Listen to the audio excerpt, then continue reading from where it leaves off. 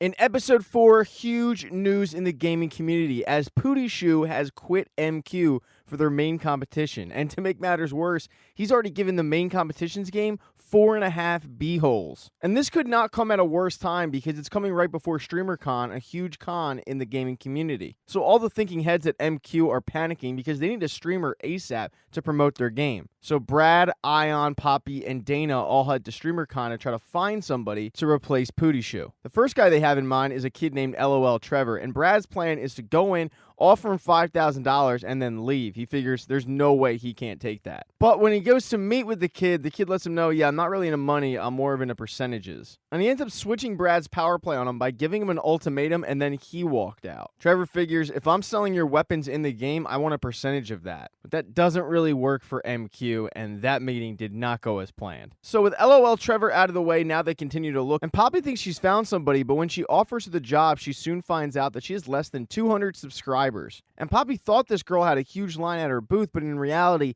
it was just the bathroom line. After she's walking back from giving a job, but then taking the job offer away, she runs into the competition's Ion Grimm and a guy named Dan Williams. And initially, Poppy tells him to go fuck himself. But he's a huge fan of her work, and he decides to give her his business card and say, hey, if you're ever thinking about switching teams, let me know, we can talk. Initially, Poppy doesn't want the card, but Dan insists, saying that there could be an opening for a new creative director and she'd be perfect for it, so she takes it. She then meets up with Brad and Ion, and Ion's solution to the streamer situation is a 45-year-old guy with an ankle monitor who thinks that Ion is a genius. And Brad's solution is to buy a computerized girl at a one-time fee that they can manipulate. She's controllable, she's manageable, she never changes the prices. It's actually pretty genius, yet kind of unethical, because of the whole, she's fake thing. Now, neither of those options really work for Poppy, and she's frustrated and walks off and finds Dana playing MQ.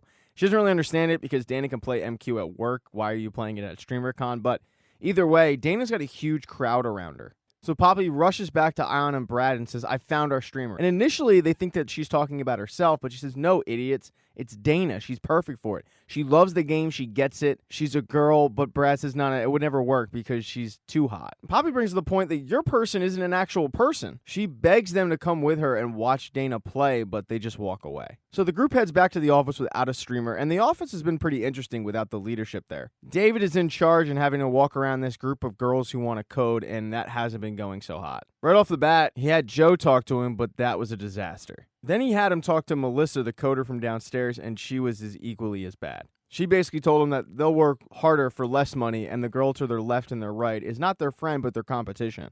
Then he had them go downstairs and talk to Sue in the basement, and that seemed to be going okay until one of the girls said, I want your job, and Sue said, no, you don't. And then David remembers that we have two girls that actually test the game, so he heads up there. But with Dana going to StreamerCon, CW has come in, and CW and Rachel have bonded over the game and end credit scenes. And when the girls come in to talk to Rachel, the conversation between CW and Rachel is extremely uncomfortable because it's taken way out of context, and David ushers them out of there quickly. So at the exact moment that he's about to end the tour and send these girls on their way home, Ion, Poppy, Brad, and Dana end up coming back. And David goes, this is great. Okay, you guys can talk to Poppy, our head engineer.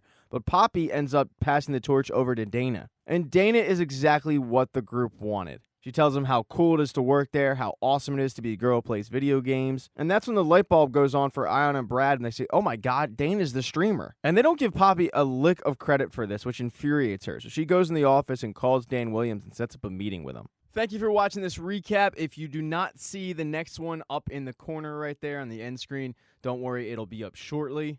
Please consider following the channel. That'd be cool. If you liked the video, give it a thumbs up. And if you don't, there's a thumbs down button for a reason.